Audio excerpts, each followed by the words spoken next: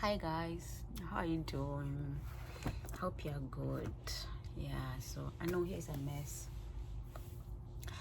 I'm packing for a conference in Montreal. I don't know if I'll vlog. I'm not sure I will. But my last video I said I was back and I was reading Ezra. So I'm done with Ezra, Nehemiah, Esther. I'm at Job now. I'm at like Job 21. But please go read Esther, especially Esther. Good read. Please read Esther. Esther is good. Esther is amazing. Esther is, it gives you the edge of, oh, what is happening, what's gonna happen. Like I learned so much, so much from Esther. So I would recommend and suggest you go read Esther. Try, it's just like 10 chapters. You can use like 10 minutes, like a minute per chapter, or like or less to read it. It's super short. So we are Job, and I'm at Job 21. But I feel like I've learned a couple of things from Job. Job is teaching me patience. Job is teaching me like trust. Like he puts his whole trust in God. Like he put his whole trust in God. No matter what is happening, it's gonna get better. I feel like he just, no, it's not like it's gonna get better. It will get better. I feel like he knows, he trusts it. It's kind of like I know this will turn out to be good. Like no matter what is happening now, I know that it will get better. It will get better very soon. That is what like Job is teaching me right now, because he lost his kids and his wife was like, don't you want to curse God?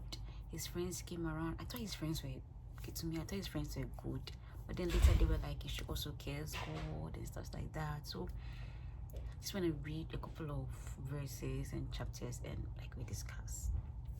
So Job 1, I'll just like pinpoint. So Job 1 said, there was a man in the land of Oz whose name was Job, and that man was blameless and upright. He was blameless. I know that sometimes we say that as you're in this world, there's no way you're not going to sin. But I don't know how Job was doing it, but he was blameless and upright.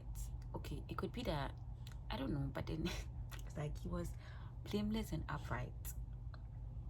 Okay, the one who feared God and shunned evil. I had like some marks, so it would be easier.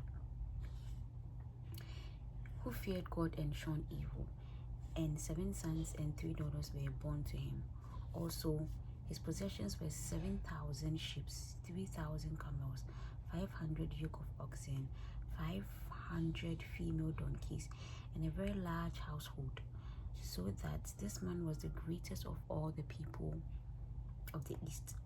I don't really know the story about the East people, but yeah, according to Job, Job was the greatest of all the people. And his sons would go and feast in their houses. So apart from Job's house, I think he had many sons, 7 sons. They all had houses. So that should say, or that should also tell Job was very wealthy. In their houses, each on his appointed day, and would send and invite their 3 sisters to eat and drink with them. So it was when the days of feasting had run their course that Job would send and sanctify them.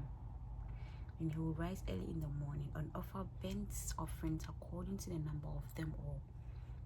For Job said, it may be that my sons have sinned and cursed God in their hearts, as Job did regularly. Like after he'd been rich, after he'd been having everything that he wants in the world, after having all the kids would go have fun, and he would sacrifice for them because he felt like they have sinned against God in their hearts. Like, wow.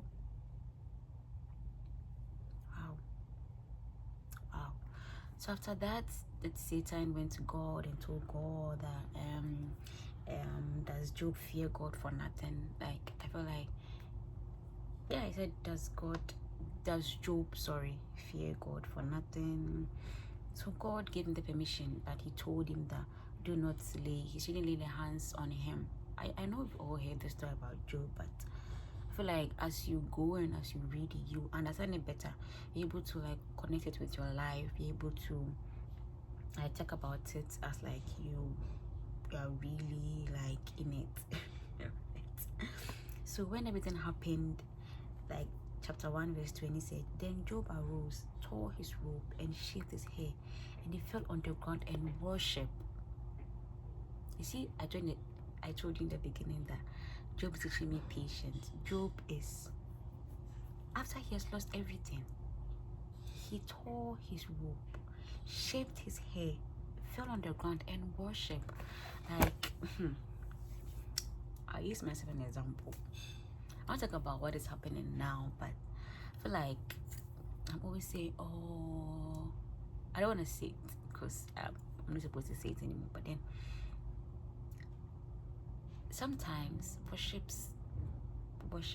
will be the second thing on my mind. I will just cry.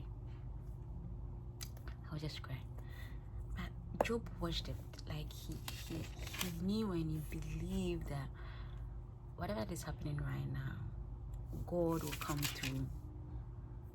Like God will come through. Like it will get better. Like it will get better, because he lost his children, his property, his animals. 7,000. No, what did they say? They said 7,000 sheep, 3,000 camels, 500. Look at all this, like in the Old Testament. It means you're like very wealthy, and he lost everything. But one thing that he did, like, I mean, one of the first thing that he did was to worship. He worshipped God. He worshipped God. And something that he said that I've actually like, and then like he said, naked I came from my mother's womb, and naked shall I return there. The Lord gave, and the Lord has taken away. Blessed be the name of the Lord. In all this, Job did not sin or charge God with wrong. Let's break it down. Imagine like losing your job, losing your apartment, losing like a big thing, losing your car, losing this, losing that, and he actually acknowledged God. He worshipped. He was like, naked I came, naked I go. God gave, and he has taken it back. Wow. And in all this, Job did not sin or charge God with wrong. Sometimes we ask, oh God, why this thing happening to me?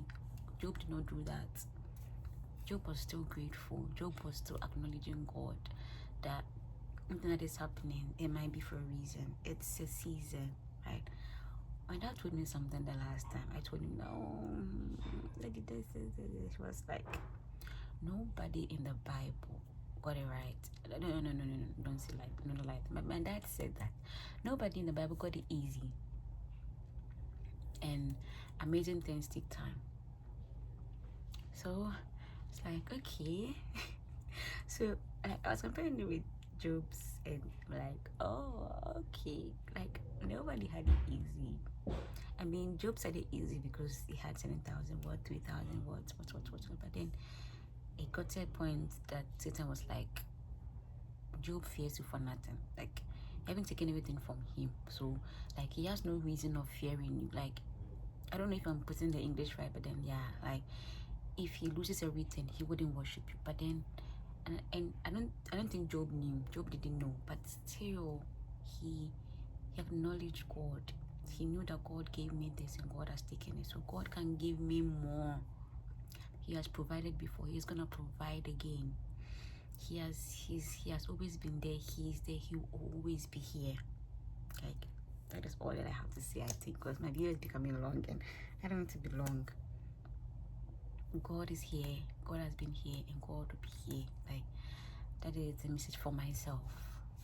Like, me personally, it hasn't been easy for a couple of months now. I'll share that story some other time, but for now, I just want to say to myself, God is here.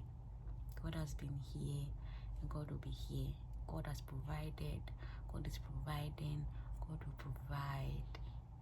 So yeah, that brings me to the end of today's video. And go try and read Job. Like, I always say that, try. I had never read the Bible from Genesis to Revelation, so that I tried last year and I set my other video. And this year I'm trying again.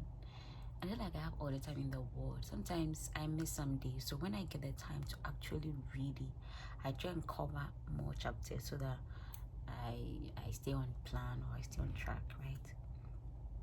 So yeah, the message for today is very simple.